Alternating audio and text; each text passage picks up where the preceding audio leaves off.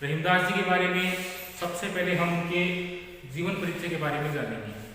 तो सबसे पहले हम बोलते हैं उनके जीवन परिचय की तरफ। जीवन परिचय में सबसे पहले आता है कवि का जन्म। तो रहीमदास जी का जन्म हुआ था 1556 ईस्वी में लाहौर में। ये इनके जीवन की सन और जन्म स्थान। उनका जन्म 1556 में लाहौर में माना जाता है। इसके बाद उनके पिता का नाम था बैरम खां। रहीमदास जी के पिता का नाम था बैरम खां और इन्होंने कुछ प्रमुख रचनाएं लिखी थी, जिनमें से सबसे पहली रचना थी रहीम दुहावली, जिसको सबसे ज्यादा प्रचलन में लाया गया, जिसकी सबसे ज्यादा प्रसिद्धि संसार पाई गई थी, वो थी रहीम दुहावली। उसके बाद रहीम सतसई, बरवे नायिका भेद, श्रृंगार सोरठ और मधुनाष्टक इनकी प्रमुख रचनाओं में से हैं। इन्होंने अपनी रचनाओं में तरह तरह के अलंकारों का, छंदों का भी कहीं कहीं प्रयोग किया है, जिसके कारण से इनके जो दोहे हैं उनमें कहीं कहीं हमें थोड़ा सा कठिनाई का अनुभव हो सकता है, लेकिन इनके दोहों में फिर भी इन्होंने हिंदी भाषा का प्रयोग करते हुए उसे सरल बनाने का प्रयास किया। उसके बाद हम आगे चलते हैं इनकी विशेष जानकारी के बारे में जानने के लिए। सबसे पहले है इनका पूरा नाम अब्दुल रहीम खान खाना था। ये हमारे सामने एक प्रश्न आ सकता है कि रहीमदास जी का पूरा नाम क्या था। तो रहीमदास जी का पूरा नाम था अब्दुल रहीम खान खाना, यानी कि रहीमदास जी केवल उनका शॉर्ट नेम माना जाता है। उनका पूरा नाम था अब्दुल रहीम खान खाना। उसके बाद आगे चलते हैं। इनके पिता बैरम खां अकबर के संरक्षक थे। हमने बताया कि पिता का नाम था बैरम खां। तो इनके जो पिता थे, इनके पिता अकबर के दरबार में संरक्षक थे। महाराजा अकबर के दरबार में इनके पिता संरक्षक का काम करते थे, यानी कि उन्होंने महाराणा अकबर के दरबार में व्यवस्थाओं को संभालने का जिम्मा उठा रखा था। इन्होंने पूरी तरह से, बैरम खां ने पूरी तरह से अकबर के दरबार में सारी व्यवस्थाओं को संभालने का जिम्मा अपने ऊपर दे रखा था। अकबर ने सारी जिम्मेदारी रहीमदास जी के पिता बैरम खां को दे रखी थी। स्वयं मुस्लिम वर्ग का होने के बाद भी उन्होंने श्री कृष्ण की भक्ति की, यानी कि रहीमदास जी ऐसे कवि थे जो कभी किसी धर्म को नहीं मानते थे। उनकी नजरों में सभी धर्म एक समान है, कोई भी धर्म छोटा या बड़ा नहीं है। ये बात अच्छी तरह से हमें ध्यान में होनी चाहिए कि आजकल जैसे समाज में तरह तरह की धर्म भेद, वर्ग भेद, जाति भेद व्याप्त हैं, लेकिन ऐसे समय में जब रहीमदास जी ने अपनी रचनाएं लिखनी शुरू की तो उन्होंने भी किसी तरह के जाति भेद का, किसी तरह के धर्म भेद का बिल्कुल भी पालन नहीं किया। वह सभी धर्मों को बराबर मानते थे। स्वयं मुस्लिम समाज के थे, मुस्लिम वर्ग के थे, लेकिन उसके बाद भी उन्होंने श्री कृष्ण की भक्ति में अपना सारा ध्यान लगाया। इन्होंने श्री कृष्ण की भक्ति की रचनाएं भी लिखी, श्री कृष्ण की भक्ति में लगे रहे, केवल मुस्लिम समुदाय के होने के कारण भी। लेकिन आज के समय में ऐसा कुछ भी नहीं होता है। आज के समय में सब अपने धर्म को ऊपर रखने की कोशिश करते हैं, लेकिन ये गलत है। धर्म सबका एक है, सब समान है, सब बराबर है। इसलिए हमें रहीमदास जी के पद चिन्हों पर चलने की भी आज के समय में बहुत आवश्यकता है। जैसे स्वयं मुस्लिम थे, लेकिन फिर भी श्री कृष्ण की भक्ति करते थे, लेकिन इन्होंने कभी भी समाज के डर को अपने ऊपर हावी नहीं होने दिया। इन्होंने ये मन में ठान लिया कि मुझे सब कुछ करना है, लेकिन किसी भी धर्म भेद को इस संसार में पनपने नहीं देना। इसलिए इन्होंने श्री कृष्ण की भक्ति की। अरबी, फारसी, हिंदी और संस्कृत भाषाओं का भी इन्होंने अध्ययन किया, यानी कि हर भाषा में इन्होंने अपनी रचनाएं लिखी। सबसे पहले इन्होंने अरबी भाषा से अपनी रचनाओं की शुरुआत की। अरबी भाषा में उन्होंने अपनी रचनाएं लिखी। उसके बाद उन्होंने फारसी भाषा में भी अपनी रचनाएं लिखी, फिर हिंदी में और फिर संस्कृत में अपनी भाषाओं का अनुवाद किया। हर भाषा का इन्हें अच्छी तरह से ज्ञान था। इसी ज्ञान के कारण इन्हें हिंदी साहित्य के कवियों में प्रमुख कवि के रूप में माना जाता है। प्रमुख कवियों के रूप में इनकी गिनती की जाती है, इनको प्रमुख माना जाता है, क्योंकि चारों भाषाओं का ज्ञान प्राप्त करके इन्होंने अपनी रचनाओं को लोगों के समक्ष प्रस्तुत किया था। उसके बाद आते हैं अकबर के नवरत्नों के दरबार में अकबर ने नवरत्नों के दरबार में अपना स्थान प्रदान किया। अकबर ने नवरत्नों के दरबार में इन्हें स्थान प्रदान किया था। यानी कि अकबर के जो नवरत्न थे उन नवरत्नों में से इन्हें भी एक स्थान दिया गया था। रहीमदास जी अकबर के दरबार में भी रहे थे। पहले उनके पिता अकबर के संरक्षक थे, उसके पश्चात बैरम खान जी की मृत्यु के पश्चात रहीमदास जी स्वयं नवरत्नों में से एक रहे थे, जो कि अकबर के दरबार में अपने काव्यों के माध्यम से, अपने दोहों के माध्यम से लोगों के समक्ष अपनी बात को स्पष्ट तौर पर उजागर किया करते थे, अपनी बात को स्पष्ट तौर पर रखा करते थे। यह भी रहीमदास जी की प्रमुख विशेषता थी। उसके बाद है निर्धनता में लेकर उन्होंने जीवन यापन करना पड़ा। अकबर के दरबार में अपना पदभार संभालने से पहले इन्हें बहुत ही गरीबी का सामना करना पड़ा, निर्धनता का सामना करना पड़ा। तो समय का भोजन भी इन्हें मुश्किल से प्राप्त होता था, लेकिन फिर भी इन्होंने उन कठिन परिस्थितियों का सामना करते हुए, उन कठिन परिस्थितियों को समझते हुए अपने पथ पर निरंतर आगे बढ़ते रहे और उस निर्धनता को भी पूरी तरह से नष्ट कर दिया। उस गरीबी के माहौल में भी इन्होंने अपना जीवन यापन किया और थोड़े ही समय पश्चात जब इन्हें अकबर के दरबार में एक नवरत्नों में से जिम्मेदारी सौंपी गई, उसके बाद इनका जीवन निर्धनता से थोड़ा श्रेष्ठता की तरफ आना शुरू हो गया और उन्होंने वहीं से अपने जीवन के कष्टों से अपनी रचनाओं का प्रारंभ किया। इनकी रचनाएं हिंदी साहित्य में विशिष्ट मानी जाती है। जैसा कि मैंने बताया था, निर्धन होकर के इन्होंने अपनी रचनाओं के कार्य को करना शुरू किया।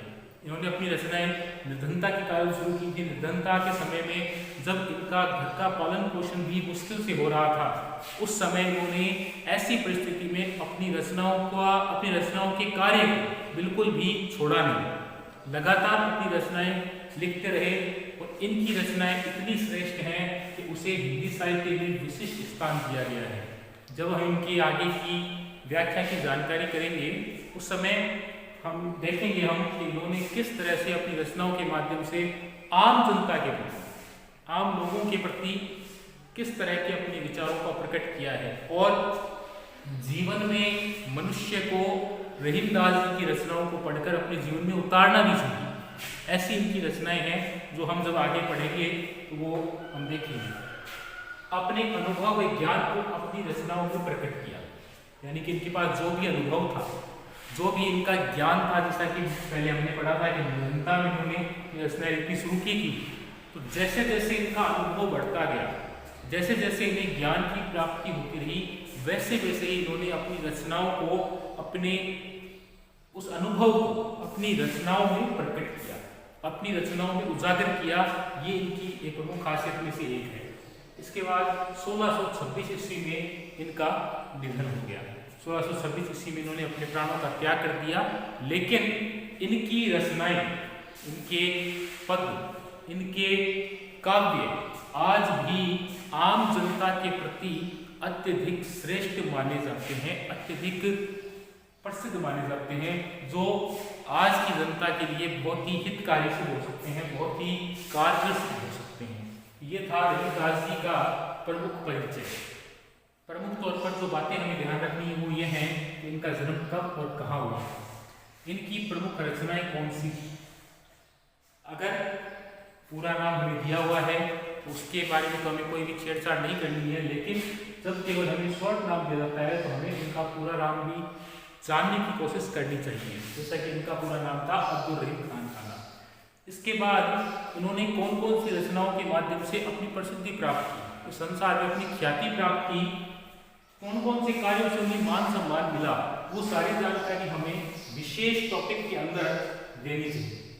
उन्हें किन परिस्थितियों का सामना करना पड़ा, किस तरह से उन्होंने अपने काव्यों की रचनाएं शुरू की, किस तरह से उन्होंने अपना जीवन यापन किया, उन्होंने क्या कार्य करके अपने आप को इस संसार के सामने स्थापित किया, इस संसार के सामने अपनी छवि छोड़ी, तो किस तरह से उन्होंने संघर्ष करते हुए अपनी रचनाओं को जनता के समक्ष रखा। ये जानकारी हमें इस कवि परिचय के माध्यम से मिलती है। तो अंत में 1626 ईस्वी में उनका स्वर्गवास हो गया, उनका निधन हो गया। तो एक चीज हमें परिचय में सबसे जरूरी जो है वो ध्यान रखनी है कि जन्म का जो समय है वो सबसे ऊपर रखना है और मृत्यु का जो समय है वो सबसे अंत में रखना है। बीच में उनकी प्रमुख जानकारी को हमें स्पष्ट तौर पर लिखना है। अब हम आगे चलते हैं इनकी व्याख्याओं की तरफ। जैसे सबसे पहले है रहीमन देखी बड़े को लघु ने दीजिए डारी, जहां काम आवे सुई का करे तलवार। जैसा कि मैंने अभी परिचय में आपको बताया था कि रहीमदास जी के जो दोहे हैं उन्होंने आम जनता के प्रति अपने दोहों के माध्यम से अपनी बात स्पष्ट तौर पर व्यक्त की है। उन्होंने स्पष्ट तौर पर बताया है कि हमें क्या करना चाहिए, किस तरह से अपने इस जीवन को सार्थक बनाना चाहिए, अपने जीवन में कार्य करते हुए हमें किस तरह से आगे बढ़ना चाहिए। तो छोटे छोटे दोहे हैं, लेकिन इन छोटे से दोहों में बहुत बड़ी बात उन्होंने कह दी है। अब देखिए, जैसे पहले हमने बताया रहीमन देखी बड़े को लघु ने दीजिए डारी, जहां काम आवे सुई का करे तलवारी। यानी कि रहीमदास जी जो है वो ये कहना चाह रहे हैं कि हमें कभी भी बड़े को देखकर छोटों का त्याग नहीं करना चाहिए। यानी कि किसी बड़ी वस्तु को देखकर छोटी वस्तु का त्याग नहीं करना चाहिए। यानी किसी कहने का तात्पर्य यह है कि किसी ताकतवर इंसान को देखकर किसी निसहाय इंसान का साथ नहीं छोड़ना चाहिए। हमें निरंतर असहाय लोगों के साथ बना रहना चाहिए। किसी भी बड़े ताकतवर इंसान को देख करके हमें छोटी वस्तुओं का त्याग नहीं करना चाहिए, छोटी वस्तुओं को इधर उधर नहीं फेंकना चाहिए। क्योंकि उदाहरण दिया है उन्होंने सुई का और तलवार का, क्योंकि जहां सुई काम आती है वहां तलवार कार्य नहीं कर सकती, क्योंकि सुई का कार्य सुई ही कर सकती है, तलवार नहीं कर सकती। और तलवार का कार्य जो है वो तलवार ही करेगी, सुई नहीं कर सकती। दोनों ही अपनी अपनी जगह पर पूरी तरह से उपयुक्त हैं। छोटे से उदाहरण के माध्यम से मैं आपको बताता हूँ। जब कोई योद्धा युद्ध क्षेत्र में युद्ध करने के लिए जाता है, उस समय उसके हाथ में तलवार होती है और अपनी तलवार के दम पर वो सारे शत्रु सेना पर भारी पड़ता है, उस तलवार से युद्ध करके विजयी होकर के लौटता है। लेकिन यदि वही योद्धा तलवार के स्थान पर अपने हाथ में सुई लेकर के जाएगा, तो क्या उस सुई के माध्यम से वह युद्ध क्षेत्र में लड़ सकता है? नहीं लड़ सकता। वैसे ही हर क्षेत्र में छोटे और बड़े का अपना अपना मोल होता है। सभी अपनी अपनी जगह अपने अपने तरीके से स्पष्ट तौर पर अपना कार्य करते हैं। जैसे किसी कपड़े को सिलाई लगानी है, जब हम किसी कपड़े को सिलाई लगाएंगे उस समय हमें सुई की ही आवश्यकता होगी। उस समय हम तलवार का उपयोग नहीं कर सकते, क्योंकि कपड़े को सिलने में सुई का ही कार्य होगा, तलवार का नहीं होगा। क्योंकि तलवार तो कपड़े को फाड़ करके दो टुकड़ों में बांट सकती है, लेकिन सुई उस फटे हुए कपड़े को दो टुकड़ों को आपस में फिर से जोड़ भी सकती है। इसलिए ये मत देखो कि कौन बड़ा है कौन छोटा है, सभी अपने अपने जगह पर पूर्णतया सही है। क्योंकि कई बार ऐसा भी होता है कि छोटे इंसान भी बड़े इंसान को बहुत बड़ी शिक्षा दे जाते हैं। तो रहीमदास जी ने अपने दोहों के माध्यम से सबसे पहले यही बताया है कि किसी बड़े को देखकर छोटे का त्याग नहीं करना चाहिए, किसी बड़े को देखकर छोटी वस्तुओं को फेंक नहीं देना चाहिए, क्योंकि जहाँ जिसका उपयोग है वह उसी जगह पर काम आती है। एक समय था जब घर में रेडियो हुआ करते थे, जिस समय टेलीविजन प्रचलन में नहीं आया था, उस समय रेडियो हुआ करते थे। उन रेडियो का प्रचलन बहुत था, लेकिन जैसे जैसे टीवी आते गए लोगों ने रेडियो का प्रचलन बंद कर दिया। आज भी ऐसे बहुत से लोग मिल जाएंगे जिनके घर पर आपको पुराने रेडियो मिल जाएंगे, लेकिन वो रेडियो आज ऐसे ही रद्दी में पड़े रहते हैं, उनका कोई उपयोग नहीं है। जबकि सब लोग आजकल टीवी के प्रति ज़्यादा आकर्षित हो गए हैं। तो रेडियो का जिस समय प्रचलन था, रेडियो काम आया, लेकिन जब घर में किसी लाइट चली गई, उस समय जब टीवी नहीं चल रहा है, उस समय वही रेडियो आपके मनोरंजन के रूप में आपके काम आ सकता है। तो हर जगह हर वस्तु का अपना अपना उपयोग होता है, अपनी अपनी क्षमता होती है, उसी के अनुरूप हमें चलना चाहिए। यही रहीमदास जी ने पहले दोहे के माध्यम से कहा है कि जहाँ सुई काम आती है वहाँ सुई ही काम आएगी, वहाँ तलवार कुछ नहीं कर सकती। आगे चलते हैं दूसरे दोहे में। एक साधे सब सदे सब साधे सब जाए, रहीमन मुनि सींची को फूले फले अघाए। इसमें रहीमदास जी ने बहुत अच्छी बात कही है। इसमें रहीमदास जी कह रहे हैं कि एक की साधना करने से सभी कार्य सिद्ध हो जाते हैं, जबकि अपना ध्यान भटकाने से कोई भी कार्य सिद्ध नहीं होता है।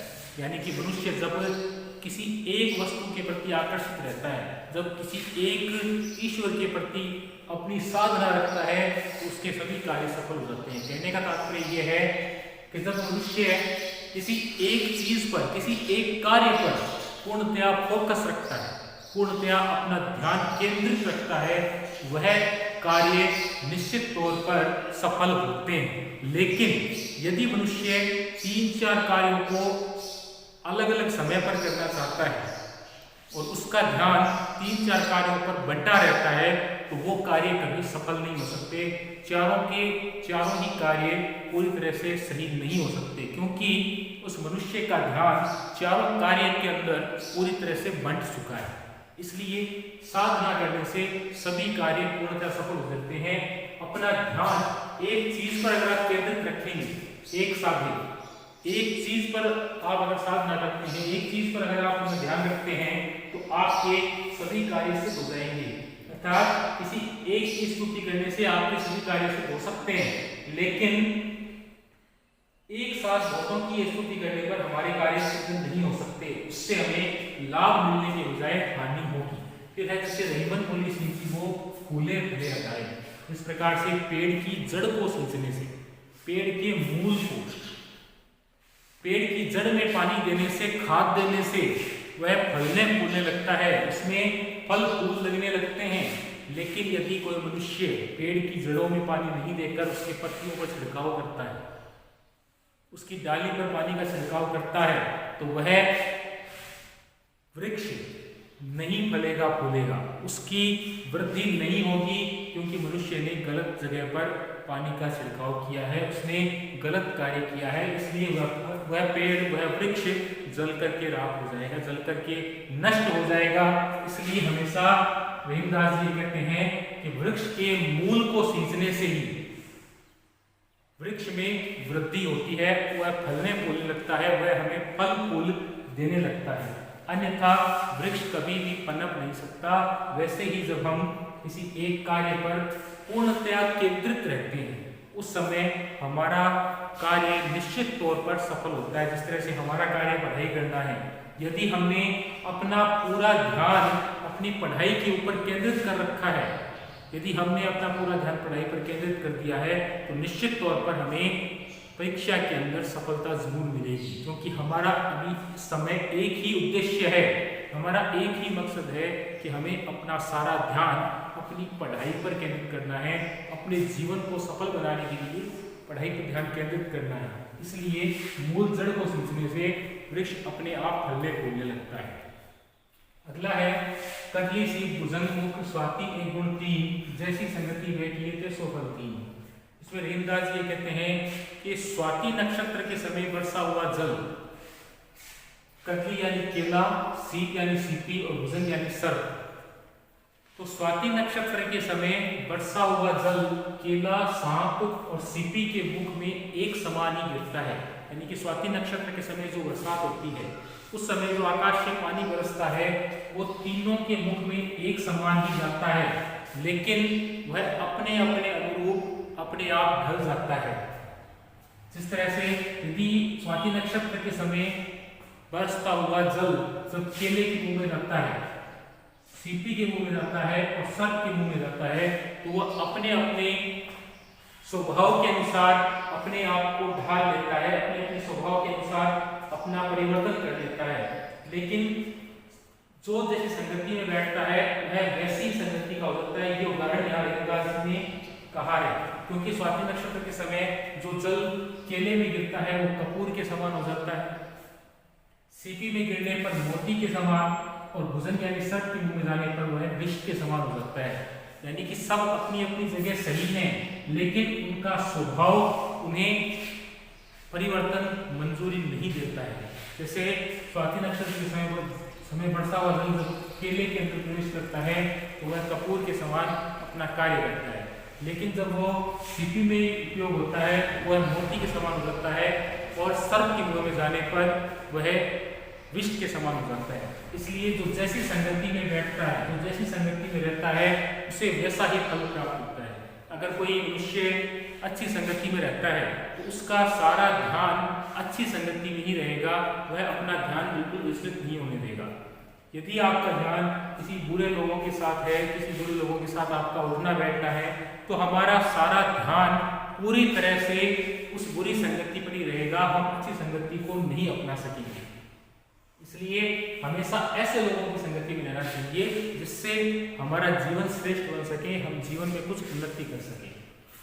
अगला देखिए, काश करे कछु और है, काश रहे कछु और, रहीमन दौड़ी के बहे नदी सिरावत मोर। इसमें रहीमदास जी कह रहे हैं कि कार्य करने पर मनुष्य कुछ और होता है और कार्य के निकल जाने पर मनुष्य कुछ और होता है। यानी कि ये तो संसार का नियम है।